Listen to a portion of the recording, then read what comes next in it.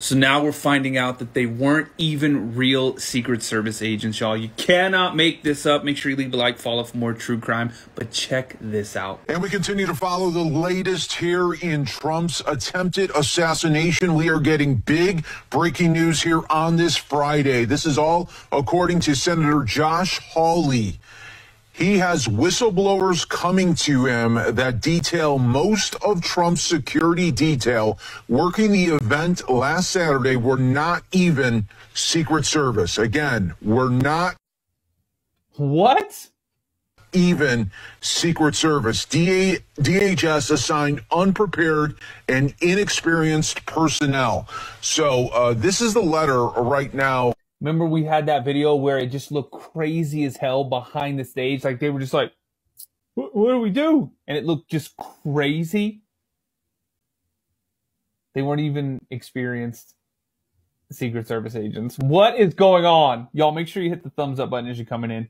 That Senator Josh Hawley just put out to the Department of Homeland Security saying, I write to raise concerns brought to me by whistleblowers about your department's stunning failure to protect former President Trump on July 13th, 2024. As Secretary of Homeland Security, you are ultimately responsible for your agency and its components, including the U.S. Secret Service.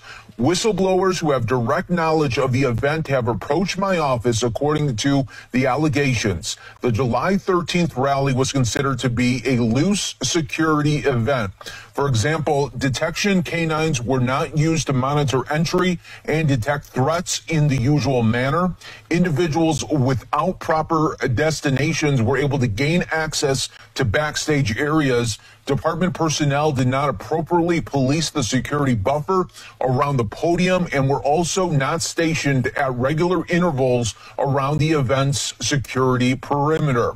In addition, whistleblower allegations suggest the majority of DHS officials were not, in fact, Secret Service agents, but instead drawn from the department's Homeland Security investigations. This is especially concerning given that these security investigators were unfamiliar with standard protocols typically used at these types of events, according to the allegations. As a member of the Senate Homeland Security and Governmental Affairs Committee, which has oversight jurisdiction over your department, I will continue to investigate your department's role in the staggering security failures on July 13th. Unfortunately, your department has not been appropriately forthcoming with members of Congress, abruptly ending the only call with the Secret Service before senators could even ask a question. Why dude in the hat right there is mad. Look at him.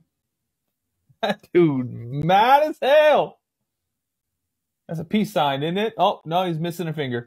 This is completely unacceptable and contrary to the public's interest in transparency.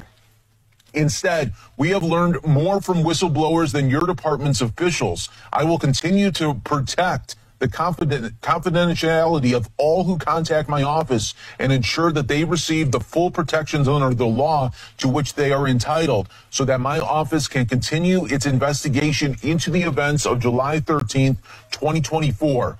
Please provide the following information no later than 7 days from now. Number one, how did DHS determine to staff the event, including any decision to rely on state or local officers? Number two, what percentage of the DHS agents at the event were from HSI rather than the Secret Service? Were a majority of officers at the event drawn from HSI or other DHS components rather than Secret Service? If so, why? Were HSI agents properly trained in staffing these types of events? Did gaps exist in the security perimeter, and were the usual protocols followed? Yo, that lady right there with the glasses and the black hat, like just over his left shoulder, that's who we're talking about next. It's crazy as hell. Make sure you hit the like button as you're coming in, y'all. Hit that thumbs up button. For the use of canines and magnetometers. Were agents not appropriately stationed around the podium? Were the standard protocols followed for issuing designated pins to vetted personnel that are allowed backstage? How long did agents physically spend on the ground surveying the site before the event?